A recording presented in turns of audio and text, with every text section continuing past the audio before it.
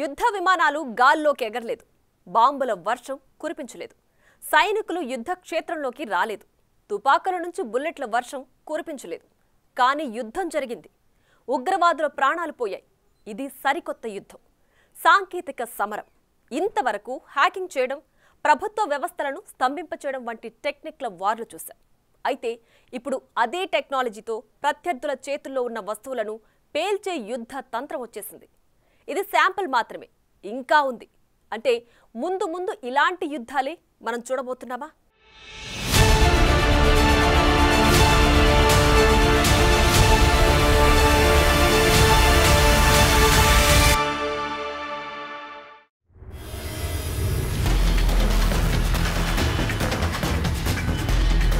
యుద్ధంలో కొత్త శకం ఆరంభం.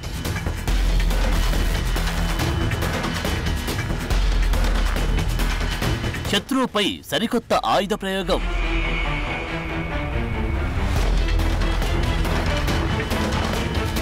టెక్నాలజీ సాయంతో నయా వెపన్.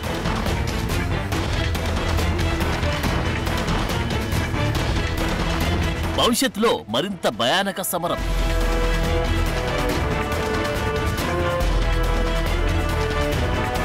ఇది నిజం. సెప్టెంబర్ 18న ఇజ్రాయెల్ యుద్ధంలో కొత్త శకం ప్రారంభమైందని చెప్పకనే చెప్పింది. నిన్నటి వరకు యుద్ధ విమానాలు, వార్షిప్లు, ఆర్మీ సోల్జర్లతో నడిచిన యుద్ధంలో ఇప్పుడు రూట్ మార్చింది. మిడిల్ ఈస్ట్ ను విస్తృత యుద్ధమంచుకు నెట్టివేసిన హిజ్బుల్లా లక్ష్యంగా ఇజ్రాయెల్ సరికొత్త యుద్ధాన్ని ప్రారంభించింది. ఇటీవల లెబనాన్లో చేసిన జంట దాడులతో తన కొత్త రూపాన్ని నిశ్శబ్దంగా అంగీకరించింది. ఇది ఎవ్వరు ఊహించని విధ్వంసం.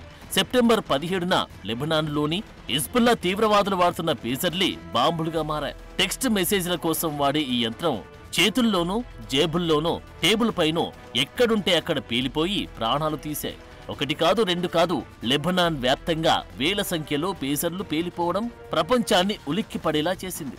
ఈ పేలుళ్లలో చిన్నారులతో సహా 12 మంది మృతి చెందారు. దాదాపు 3000 మంది గాయపడ్డారు.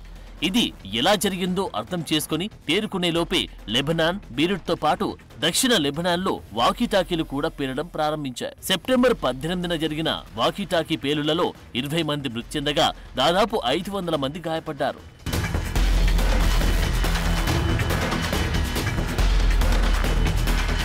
సరిగ్గా 24 గంటల్లోనే 2 పరికరాలు బాంబులుగా మారి ప్రాణాలు తీశాయి.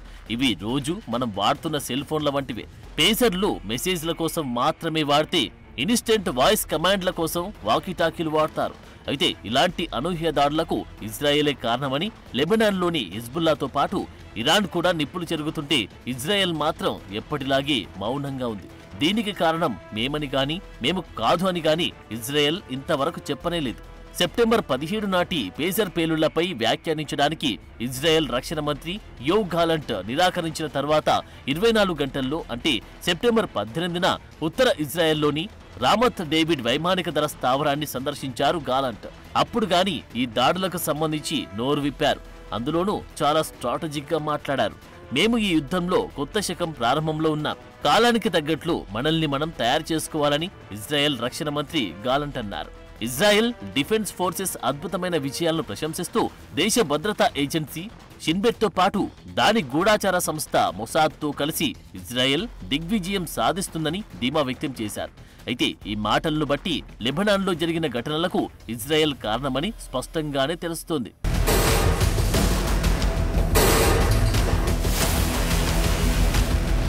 నిజానికి ఇజ్రాయెల్ ఇంత త్వరగా ఇది తమ పని అని చెబుతుందని ఎవ్వరూ అనుకోలేదు. ఒక విధంగా రక్షణ మంత్రి గాలంట్ వ్యాఖ్యలు ఈ జంట దాడుల్లో ఇజ్రాయెల్ పాత్రను స్పష్టంగా అంగీకరించినట్లే అనుకోవాలి. సెప్టెంబర్ 17 నాటి ఆపరేషన్ ఇజ్రాయెల్ డిఫెన్స్ ఫోర్స్ గూఢాచార సంస్థ మొసాద్తో కలిసి చేసిన ఉమ్మడి ప్రయత్నమనే నివేదికలు ఉన్న తరుణంలో గాలంట్ వ్యాఖ్యలను కూడా కలుపుకుంటే లెబనాన్ జంట దాడులు హిజ్బుల్లాపై ఇజ్రాయెల్ చేస్తున్న యుద్ధంలో భాగమనే అనుకోవాలి. ఒక విధంగా ఇది use it or lose it అనే కీలక నిర్ణయం తీసుకోవాల్సిన తరుణంలోనే ఇజ్రాయెల్ దీనిపై సిద్ధపడినట్టు తెలుస్తోంది. అంటే లెబనాన్లోని హిజ్బుల్లా గ్రూప్ వాడుతున్న ఫేజర్లలో పేలుడు సామాగ్రిని తయారీ దశలోనే అమర్చిన ఇజ్రాయెల్ వాటిని వాడాల్సిన టైం వచ్చింది కాబట్టి వాడేసినట్టు తెలుస్తోంది. ఇరాన్ మద్దతున్న హమాస్, హిజ్బుల్లాతో యుద్ధం చేయడానికి ఇజ్రాయెల్ సెప్టెంబర్ 16న ఓటు వేసింది. ఇది జరిగిన కొన్ని గంటల తర్వాత పేజర్ పేలుళ్లు సంభవించడం ఇజ్రాయెల్ ప్రీ ప్లాన్డ్ గానే ఈ అటాక్ చేసిందని చెప్పకనే చెప్తోంది.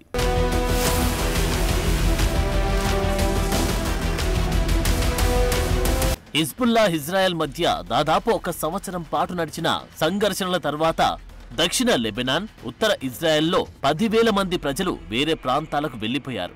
ఇజ్రాయెల్ ప్రధాని బెంజమిన్ నెతన్యాహు ప్రభుత్వానికి ఇజ్రాయెల్ నిర్వాసితులు తిరిగి రావడం రాజకీయ అవసరంగా మారింది. అందుకే ఇజ్రాయెల్ తన అధికారిక యుద్ధ లక్ష్యాన్ని మొదటిసారి ప్రకటించి హిజ్బుల్లాపై యుద్ధానికి ఓటు వేసింది. సెప్టెంబర్ 18న నెతన్యాహు తన ఇజ్రాయెల్ ఉత్తరాన నివసించే ప్రజలను సురక్షితంగా వారి ఇళ్లకు తిరిగి తీసుకురండి అని కూడా ప్రకటించింది. తర్వాత ఇజ్రాయెల్ డిఫెన్స్ ఫోర్స్ తన 98వ శాఖను గాజా నుంచి ఉత్తర ఇజ్రాయెల్కు తరలించే విషయం బయటపడింది. దీన్ని బట్టి ఇజ్రాయెల్ ఉత్తర దిశలో యుద్ధం తీవ్రతరమవుతుందని అప్పుడే హింట్ ఇచ్చినట్లయింది.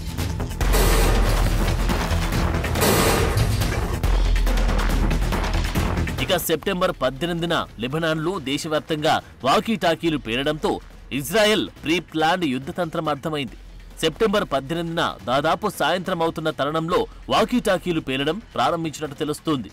హిజ్బుల్లా ఉగ్రవాదుల చేతుల్లోని వాకీటాకీలు ఒక్కొక్కటిగా పేలుతూ కొందరి చేతులు ఆ బాంబు పేలులతో ఊడిపోతే ఇంకొందరివి ముఖాలు, ఛాతీ, కాళ్ళు ఇలా వాకీటాకీలు పెట్టుకున్న ప్రాంతంలో శరీరం ఛిద్రమైపోయింది. వాకీటాకీలు పేలడంతో దాదాపు 60 ఇళ్లు, షాపుల్లో మంటలు చెలరేగాయి. అయితే అప్పుడే అర్థమైంది 24 గంటల ముందు పేజర్లలో ఎలా పేలుడు పదార్థాన్ని అమర్చారో అలాగే వాకీటాకీల్లోనూ వాటి తయారీ సమయంలోనే పేలుడు పదార్థం ఉంచి తయారు చేశారు.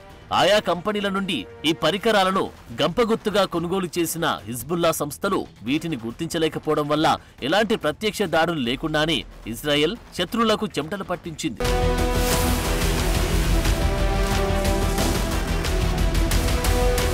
అయితే ఈ వాకీటాకీలను తయారు చేసే జపనీస్ సంస్థ ఐసీఓఎం వీటి తయారీని ఎప్పుడూ నిలిపివేసినట్లు ప్రకటించింది. పేలుడుకు గురైన ICV-82 పరికరాలు గుర్తింపు పొందిన ఏజెంట్ ద్వారా సరఫరా కాలేదని తర్వాత తెలిసింది. సదరు ఏజెంట్ అధికారికంగా లైసెన్సు పొందలేదు. అలాగే సెక్యూరిటీ సర్వీస్ ద్వారా తనిఖీ కూడా చేయబడలేదని తెలిసింది. ఐసీఓఎం సంస్థ ఈ పేలుళ్లకు సంబంధించిన మోడల్ను 10 సంవత్సరాల క్రితమే నిలిపివేసినట్లు వెల్లడించింది.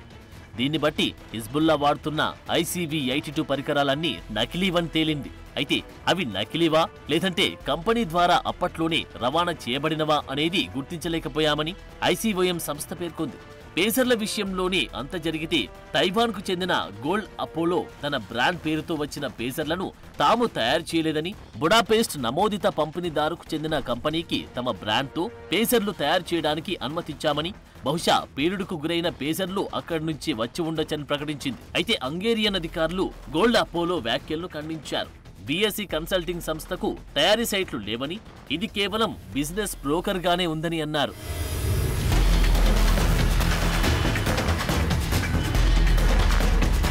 ఏది ఏమైనప్పటికీ పేలుడుకు కారణమైన ఈ పరికరాలు ఎక్కడి నుంచి వచ్చాయన్నది సస్పెన్స్ గానే ఉంది. అయితే తక్కువ టెక్నాలజీతో తయారు చేసిన వైర్లెస్ కమ్యూనికేషన్ పరికరాలు శత్రు సైన్యాల నిఘాకు అందవనే కారణంతోనే హిజ్బుల్లా వాటిని వాడినప్పటికీ అవి వాళ్లకు యమపాశాలయ్యాయి. ఈ పరిణామం తైవాన్ నుంచి హంగేరియా వరకు విస్తరించి ఉన్న సీక్రెట్ సరఫరా గొలుసుపై అనుమానాలు రేకెత్తించాయి. తైవాన్ తయారీదారు గోల్డ్ అపోలో నుండి ఆర్డర్ చేసిన పేసర్ల బ్యాచ్లో ఇజ్రాయెల్ పేలుడు పదార్థాలను దాచిపెట్టడం హిజ్బుల్లా లక్ష్యంగానే చేసిన పని అని కొన్ని నివేదికలు చెబుతున్నాయి. అయితే సరి అయిన సమయానికి వాటిని పేల్చడానికి ఒక కామన్ స్విచ్ ను ఏర్పాటు చేస్తున్నట్లు అనుమానిస్తున్నారు. అయితే ఇది ఎప్పుడు జరిగింది, ఎలా వీటిని మార్చారు అనే విషయాన్ని ఇజ్రాయెల్ చెప్పినప్పుడు అందులో నిజాలు తెలుస్తాయి. ఈలోపు ఇజ్రాయెల్ చేసిన పేసర్ దాడులకు తీవ్రమైన మూల్యం చెల్లించుకుంటుందని హిజ్బుల్లా ప్రతిజ్ఞ చేసింది. అయితే ఇప్పటికీ లెబనాన్లో హిజ్బుల్లాపై యుద్ధానికి సిద్ధమైన ఇజ్రాయెల్ ఇంకెన్ని రహస్య ఆయుధాలను రెడీగా ఉంచుకుందో తెలియదు.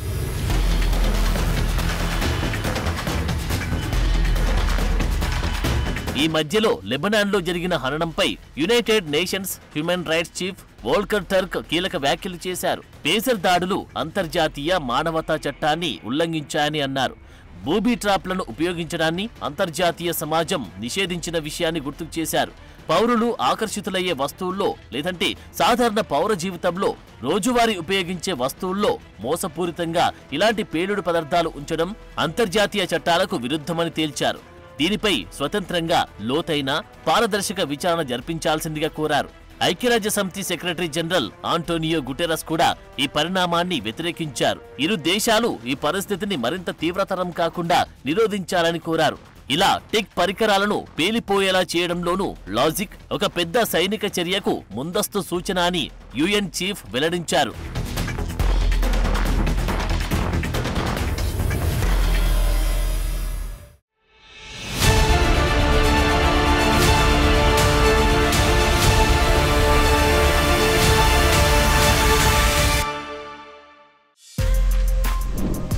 For more videos like this, subscribe Big TV channel.